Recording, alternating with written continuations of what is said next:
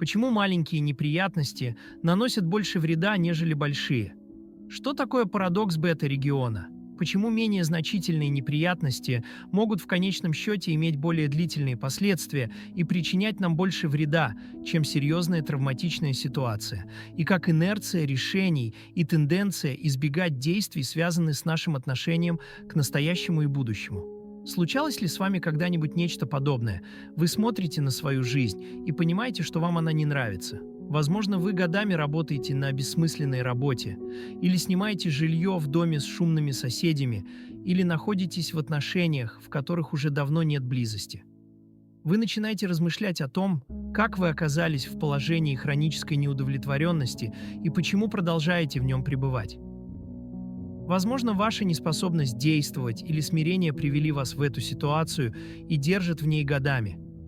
И почему все это время вы не находили сил на изменения? Существует полузабытая психологическая концепция, которая предлагает свой ответ на вопрос «почему?». Эта концепция известна как парадокс бета-региона, и она описывает распространенную ошибку, которую мы допускаем, предсказывая длительность своей реакции на стресс в тех или иных обстоятельствах. Ежедневно каждый из нас имеет дело с раздражителями, будь то на работе, в семье, в окружении или же в связи с собственными привычками или телесными проявлениями. Мы отмахиваемся от своих ощущений, полагая, что их причина не настолько уж значительная проблема и, следовательно, не сможет всерьез и надолго повлиять на нашу жизнь. Мы зачастую рассуждаем следующим образом: не менять же жилье из-за нехватки естественного света в квартире. Или, например, не увольняться же с работы из-за того, что мой руководитель имеет привычку присылать сообщения по пятницам поздно вечером. Такие жалобы выглядят пустяковыми, ведь в квартире всего лишь мало света, а не нашествие тараканов, а сообщения в нерабочее время не идут ни в какое сравнение с оскорблениями в лицо. Описанные ситуации действительно не особо мучительны.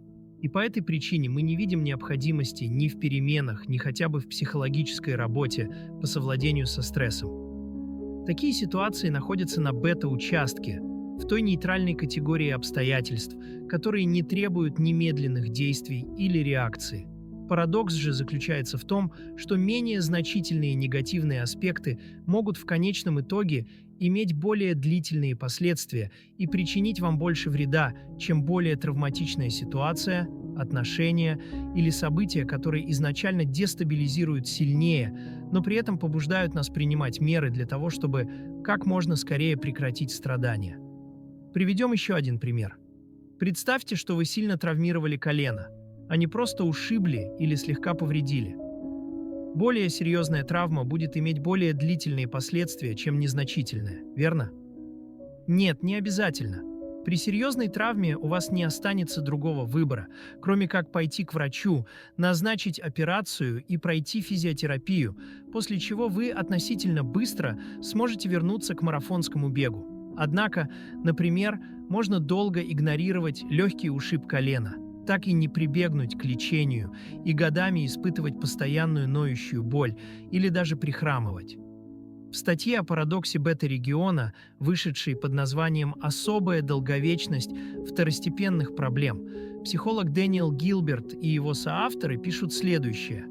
Парадоксальным феноменом является то, что люди иногда могут оправиться от глубоко травмирующих переживаний быстрее, чем от гораздо менее значительных.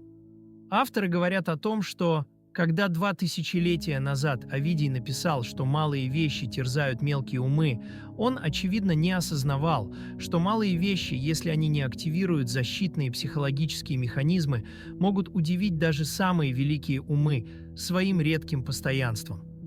Как ни парадоксально, но менее значимые проблемы могут дольше оставаться без внимания и в долгосрочной перспективе иметь более тяжелые последствия. Парадокс бета-региона не вызвал особого интереса. Однако именно этот феномен раскрывает важное когнитивное искажение, жертвой которого становятся многие из нас при принятии решений, ошибочно полагая, что более интенсивные состояния всегда воздействуют дольше, чем более легкие. Парадокс бета-участка демонстрирует ошибочность такого предположения и объясняет важность своевременного разрешения второстепенных проблем. Гилберт предположил, что мы руководствуемся единым принципом. Как при выборе наших действий, так и при выборе эмоциональной реакции на проблемы различной интенсивности в повседневной жизни. Мы, в биологическом смысле, располагаем психологическими процессами, нацеленными на снижение воздействия стресса. Однако запуск таких защит происходит в результате стресса достаточной интенсивности, что странным образом порой приводит к тому, что менее значимые проблемы остаются нерешенными и в конечном итоге приводят к более тяжелым последствиям. В своей работе Гилберт приводит следующий пример. Если человека поставить перед выбором отказаться от шкафа для папок в своем офисном кабинете или переехать в кабинет меньшего размера в подвале, человек может отреагировать на более серьезное стрессогенное изменение, такое как переезд самоутешительными мыслями, например, о том, как будет хорошо оказаться ближе к кофемашине или к кабинету приятной коллеги, таким образом частично нивелируя воздействие стресса. При этом такая кажущаяся малость, как отказ от шкафа и складирование документов на полу, может не сработать как достаточный триггер для запуска защитных процессов самоутешения и рационализации. В результате, несмотря на то, что потеря шкафа объективно является меньшим неудобством, чем переезд, адаптационный стресс может продолжаться намного дольше, чем стресс от переезда в другой подвальный кабинет. В исследовании 2000 года описан еще один пример работы данного принципа. Исследователи обнаружили, что люди сильнее беспокоились о том, чтобы не пропускать медицинские процедуры, которые, по их ожиданиям, будут очень болезненными по сравнению с процедурами, которые, по их же ожиданиям, будут лишь слегка болезненными. По этой причине исследуемые сами назначали правила об оплате процедур, отмененных по собственной инициативе, или же просили своих друзей взять управление над ними в течение периода болезненного лечения. Комментируя это исследование, Гилберт и его соавторы пишут следующее. Ирония заключается в том, что люди с большей вероятностью откажутся от посещения немного болезненных, а не чрезвычайно болезненных процедур. Исследования, приведенные в статье Гилберта, показывают, что большинство людей не могут предвидеть эти парадоксальные эффекты. В одном эксперименте студентов попросили представить ряд неприятных ситуаций, таких как, например, им вежливо отказали, когда они пригласили кого-то на свидание.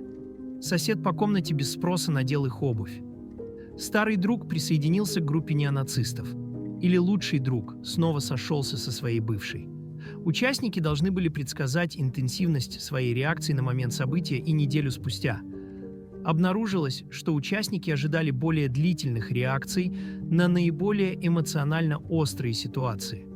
Они не учли тот факт, что более острый стресс может запускать эффективные защитные механизмы на уровне эмоциональных и поведенческих реакций. Как только вы узнаете об этом своеобразном парадоксе, вы начинаете видеть его проявления повсюду. Предположим, ваш приятель выпил 3 бокала пива, поэтому вы забираете у него ключи от машины и просите его поехать домой на такси. Можно представить ситуацию, в которой он выпил всего 1 бокал. Вы не забираете ключи от его машины, и он сам садится за руль в нетрезвом состоянии. Можно представить иную ситуацию, например. Вам предлагают съесть большой десерт, но при его виде у вас тут же возникают мысли о своем решении придерживаться здорового питания. В результате вы воздерживаетесь. Однако тарелка крошечных по размеру сладостей не запустит аналогичные мыслительные процессы. В результате, кусочек за кусочком, вы съедаете гигантское количество углеводов. Гилберт с соавторами по этому поводу говорят следующее. Та легкость, с которой на ум приходят подобные примеры, подчеркивает вездесущность парадокса бета-участка, а также потенциальную опасность его игнорирования. Вероятно, вы можете вспомнить примеры из собственной жизни, когда в определенных обстоятельствах вы не предпринимаете никаких действий, тем самым усугубляя ваше положение в долгосрочной перспективе. Каждый день вашу жизнь отравляет какая-то мелкая неприятность, и жизнь, полная, казалось бы, незначительных проблем, может оказаться хуже, чем день, полный агонии.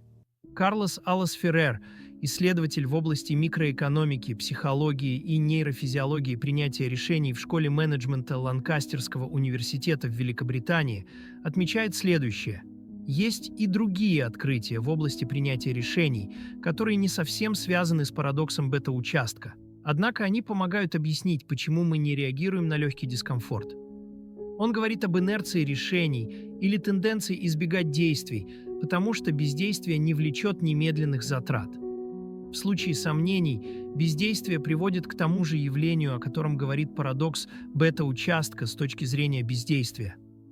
Иными словами, можно предположить, что оставаться на сносной работе или жить в квартире, которая вам в чем-то не нравится, для нас менее затратно, чем реализовывать более радикальное решение.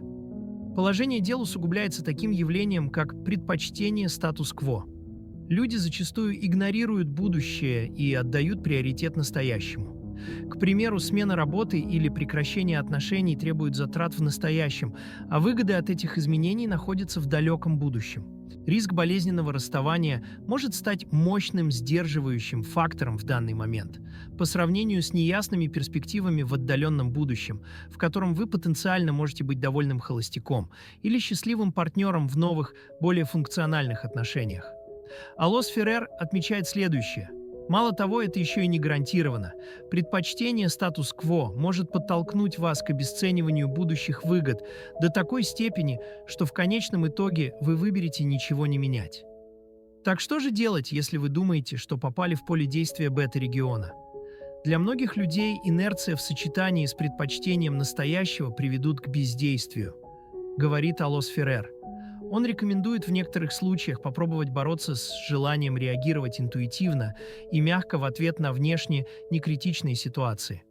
Один из способов сделать это – попытаться увидеть будущие последствия более ясно, представляя их столь же важными, как и то, что происходит в настоящем. Спросите себя о том, могут ли ваши проблемы, связанные с работой, отношениями, изматывающей дорогой до работы или условиями жизни, сохраниться в течение следующего десятилетия? Если да, то какие чувства вызывает такая перспектива? Найдите время на то, чтобы определить потенциальные выгоды от изменений, даже если сейчас они кажутся более деструктивными, чем текущее положение вещей. Парадокс бета-участка также может предложить более оптимистичный взгляд на некоторые из наиболее серьезных жизненных испытаний, разочарований, увольнений, расставаний и прочих потрясений. Если сейчас вы проживаете сильный негативный опыт, вспомните о том, что он побуждает вас принимать меры и искать выход, и мера страданий, которые вы испытаете, в долгосрочной перспективе может оказаться менее разрушительной, чем если бы вас терзало что-то менее экстремальное, но продолжающееся годами. Если хороший друг делает что-то, что нас очень злит, мы обычно высказываем ему наше мнение по этому поводу, и во многих случаях такая конфронтация укрепляет и улучшает, а может быть даже спасает отношения, говорит Гилберт. Этот парадокс – одна из недооцененных идей в психологии, и не столько потому, что существует масса подтверждающих его исследований, а потому что он элегантно обобщает обстоятельства, в которых приходилось бывать каждому из нас.